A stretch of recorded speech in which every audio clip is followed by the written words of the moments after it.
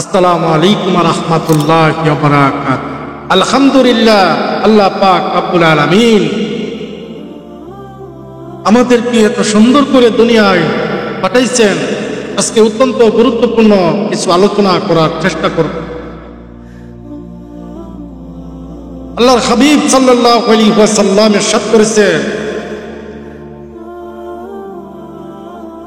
এই দুনিয়াতে আমরা আল্লাহ পাক রব্বুল আলামিন পাঠাইছেন কিসের জন্য,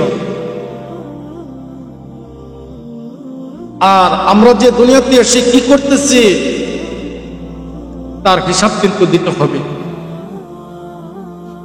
নামাজ, আমরা যে প্রথম কাজ আমাদের নামাজ পড়লে কি হয়, না পড়লে কি হয়।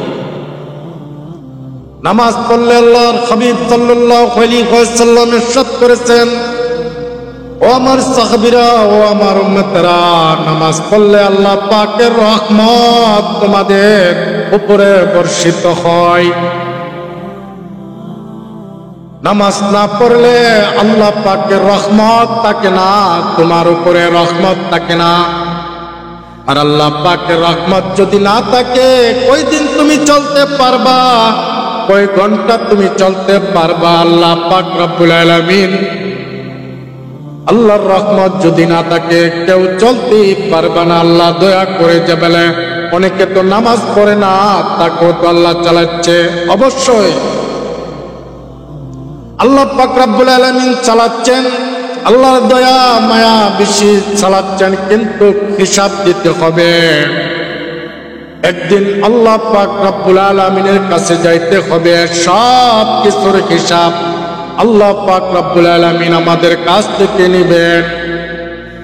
ওই সময় কোনো জবাব থাকবে না, ওই সময় কোনো তোমার মিথ্যা কথা বললে তোমার কাজ হবে না। সব কিছু রেকর্ড করে আল্লাহর কাছে ডকুমেন্ট থাকবেন যে আল্লাহ আমি ভুলে গেছি, চলবে না। তোমার প্রত্যেকটা অঙ্গ সাক্ষী দিবেন। তুমি যে গুনাহ করেছ, তুমি যে নামাজ পড়েছ, আল্লাহ পাক রব্বুল আলামিনের কাছে সাক্ষী দিবেন। এই জন্য কোন রকমের ফাঁকি দেওয়া চলবে না। নামাজ না পড়লে আল্লাহর রহমত থাকবেন না। নামাজ যে ব্যক্তি পড়ে, আল্লাহর রহমত বরকত সেই ব্যক্তির উপরে আল্লাহ পাক রব্বুল আলামিন দিবেন। এই জন্য আমরা সব সময় চেষ্টা করব 5 ওয়াক্ত নামাজ জামাতের সাথে আদায় করা।